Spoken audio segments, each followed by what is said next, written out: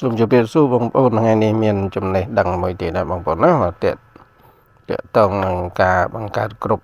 ឆាតណាបងប្អូនឆាតយើងចឹងគេដល់បងប្អូនមួយចំនួនគាត់ពេលអ្នកខ្លះចឹងទៅគាត់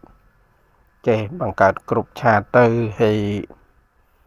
បងប្អូនខ្លះទៅគាត់មិនទាន់ចេះចឹងទៅឥឡូវខ្ញុំចេញវីដេអូមួយដើម្បីប្រាប់បងប្អូនដែលគាត់មិនទាន់ចេះបង្កើតនៅក្រុមឆាតរបស់យើងឆាត Messenger របស់យើងបងប្អូនចឹងទេសូមបងប្អូនបានទស្សនាវីដេអូនេះហើយកុំភ្លេចជួយចុច Subscribe ហើយនឹងចុចរូបកណ្ដឹងឲ្យខ្ញុំបាទមួយផងដើម្បីមានកម្លាំងចិត្តធ្វើវីដេអូនេះបន្ថែមទៀតឥឡូវបងប្អូនចូលនេះចូល Messenger របស់យើងមក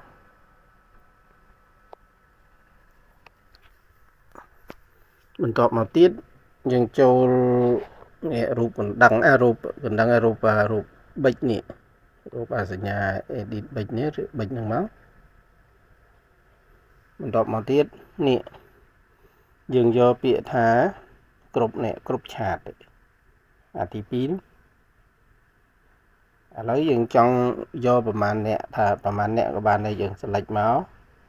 ខ្ញុំ select មួយខ្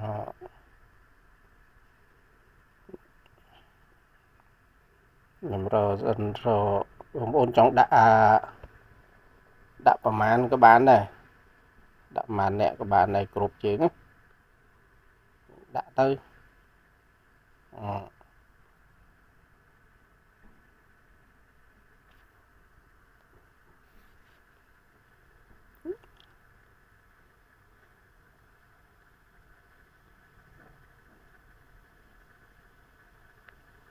ឥឡូវខ្ញុំ select 5អ្នកចុះ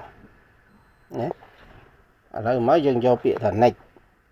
យក next ខាងស្ដាំដៃហ្នឹងមកចុចហ្នឹងមកហើយបន្តមកទៀតយើងដាក់ create យើងដាក់គ្រប់យើងដាក់ឈ្មោះយើងគ្រប់ថាបងដាក់មិនក៏បានដែរដាក់បងប្អូនចឹងទៅបងប្អូនបង្កើតឬមិនទៅហើយបន្តមកទៀតនេះយើងចុច create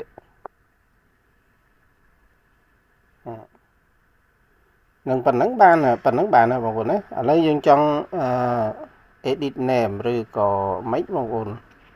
ឡូវខ្ញុំថា edit name ទៀតចឹងថាបងប្អូនបង្កើតបែកគ្នា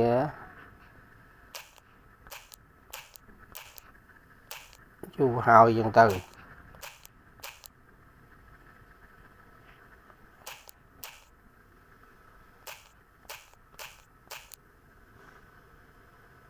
យើងចុច save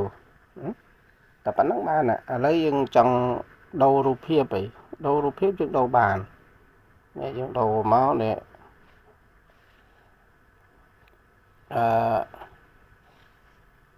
លើរូបភាពយើងដាក់ចឹងណារូបភាពចឹងវីដេអូហ្នឹងហើយបងប្អូននឹងការបង្កើតក្រុមឲ្យយើងឲ្យមេដៃមួយមកយើងចង់ add សមាជិកមួយទៀតយើងចុច add សញ្ញា add ហ្នឹងមកឃើញមានមកទៀតហ្នឹងយើងចង់ add ពីណាចូលបានទាំងអស់ add តែអ្នកស្គាល់ទៅចឹងការបង្កើតក្រុមគឺមានប៉ុណ្ណឹងបងប្អូនណាហើយសូមអរគុណនិងសូមជម្រាបលា